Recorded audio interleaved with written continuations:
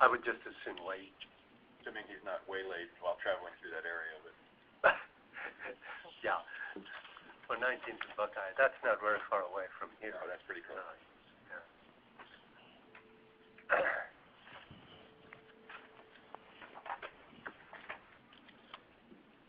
Okay, I can, if we wanted to put it up on the screen, I'm ready to. Okay. I mean, I just need to pull the. Are we going to put the document on the screen? I mean, that's probably. Do I have it? It came from Jeff before, right? We had it was broadcast before to everybody. We only had it in print mode. No, the California document. I can. That's what you're talking about, right? That is the one you're talking about, right? Yes, it is. Yeah. So, eventually, when do we get to it? Yeah, so it might be useful to go through kind of section by section. Oh, is this the document? Yeah. Oh, okay. Assignment. California claim in Arizona. Oh, pages 38 to 40. PG to the record. Just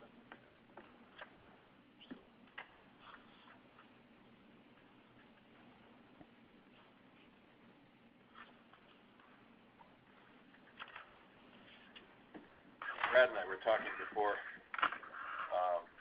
the group assembled about the California document, and generally their areas of focus for applications was pretty much consistent with what has been being talked about here in Arizona, with the exception that they also talk about energy and the environment, which we have never really brought up as a particular benefit from broadband. So in fact, we were both scratching our heads trying to figure out what the heck they were talking about, right? And that was because the PUC in California helped write that, and that was written actually by Rochelle Chong. But what's and she was a member of the PUC. Fine, but what specific benefit? Smart grids. Oh, smart grids. Okay. So. That was the key, and that was a hot button at that time for the PUC also. We don't have any of that going on in Arizona. Right. Appropriate not to cover it here. Okay, there I am. There we are. Actually, I can't see me. Okay. So I am up and running, and You're not plugged in? But I don't see you anywhere. well, I can. I'm looking at the picture. Here's what I can do. I just don't have anything else. Jeff has controlled everything else. I'm signing as Jeff. Okay. What is it?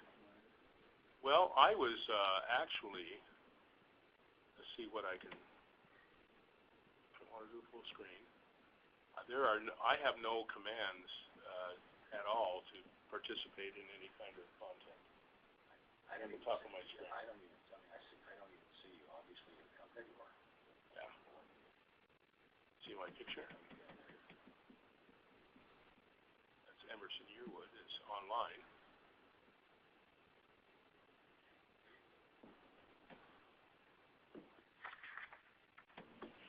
I'm here. Oh, yeah. Got it. So, Oris, do you want to do roll call? Sure. Get that taken. We can do that? Yep. Should we start with the remote people? Emerson Yearwood, Cable 1. Pardon? Emerson Yearwood from Cable 1. Welcome. Anyone else on remote?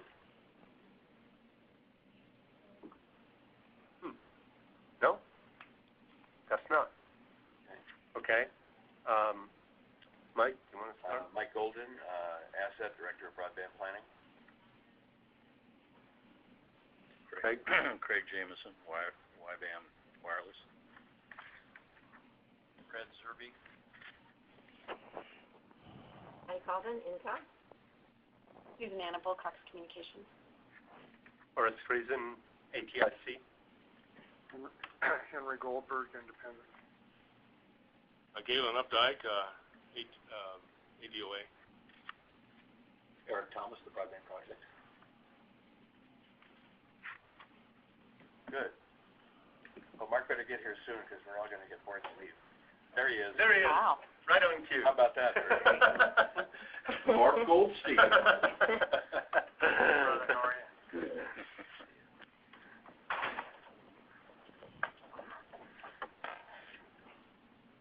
So here, we had, this is just a reprint of what Michelle had in her email. So how are we going to proceed? Well, I think someone should frame the issues of where we are at with regard to creating a state strategic broadband plan now, and what the next steps are, and perhaps decide who can do what work effort to bring it into being a concrete document. All right? Okay. Who's going to frame that? Well, I'll start. Since we met last, we were going to do some work over the holiday, Dennis, Michelle, and I, that kind of collapsed into personal and holiday morass of stuff. However, Michelle has taken the first cut at what we intended was a early distillation of the California plan, primarily the recommendations with some incorporation of the right-of-way study recommendations and a kind of a messy import and initial PDF to Word version of some of the body of the California plan as a baseline, which seemed to be where we were going after the last meeting. Then there was a meeting a week ago Monday between ASSEC and DataSite, and we developed a concept of an additional appendix besides whatever other evolution in the framework that would be supportive of fiber and wireless deployments along highway segments consistent with the Two Highways bill. And the intent there was to develop a significant technical overview and breakout of components, cost estimation models, and other things that would make it a cutout from there that could be used by ADOT or others in really the comprehension and the initiation of a design or RFP or project-specific intent. So, for example, you might show 100 miles of generic highway and what the handhold and regen and breakout points along that would be, and then drill down to some cutaways and views of what handholds and mini volts and from Mike Golden's tower distribution slide, that and other concepts get flushed out a bit so that it would be taken to another level of detail. So Michelle did distribute, and did you get a readable copy I did, in the or end, or a picture PDF, and redistributed a very early distillation of California that starts to tune to Arizona. I mean, I would suggest we, if others are amenable, actually now look at the recommendations, at least in some of the framework of that document. And I don't know if we're able to project it or... You're getting to there right now. Yeah. And so that might be a next step for today, Mike. And then, as you know, DataSite is doing various things for the state and has begun working on a scope of work to be a backstop to this task force and basically go from the higher level design and direction to a fleshed out and distributable, strategic plan that would include that expanded vision, maybe 30 to 50 pages of a more technical drill down. One of the other models besides California that we could also look at would be the national plan. And Yes. Oh, absolutely. we had started also down that path about a year ago. Yeah. And Brad has brought a copy of the outline. Because the outline has 300 pages, so. That's a table of contents. Here, 300. Yep. Oh, absolutely have the national plan in mind, right, as a state framework. And I looked at Colorado again, and that wasn't particularly, I looked at Colorado and North Carolina, and they really weren't full-up strategic Does plans. anyone, because I haven't looked, does anyone have a sense of the consistency between the national plan and like the California plan and the Colorado plan? I haven't reviewed the national plan in recently, and I don't. I think Specifically, are there any things that stand out as being widely, disparate, I think would be the... I think it covers a lot of the same ground, but the recommendations are really framed differently. Yes, they are. And that, the national plan anticipated the national map. California's plan actually has integrated their California broadband map into their plan. And so the national plan was full of projected type language, in the future, this and that and the other. The California plan actually has concrete. Starts to say, we have data. We have data here, we have data there. And the national plan spends a lot of time on spectrum and telecom industry R&D, and I would say some of the R&D and spectrum views are important, but really not at the depth or saliency that at the national level. And the national plan also spends quite a bit of time on education and E-rate, because the FCC is in charge of E-rate, and also all of the other little helpful things there. And the California plan spends a lot less time on that. But I would say, in contrast, the California plan spends more on community engagement. Right. And elements. Adoption is... Adoption and engagement of the national. Especially, and the national, and the national plan talks quite a bit about rural. The California plan also talks some about rural, but the engagement, they spend as much time talking about adoption in the cities and amongst social adoption. And the national plan spends quite a bit of time there, but Well, the one statement I picked up about rural in the California plan, with just a quick read, was that the rural population in California is as many people as 20 other states Together. And then something I like in the California plan that I don't recall in the national plan is really the high end. I believe the national plan and the bulk of the California plan go to the lowest common denominator, the disenfranchised, the unserved, and the underserved.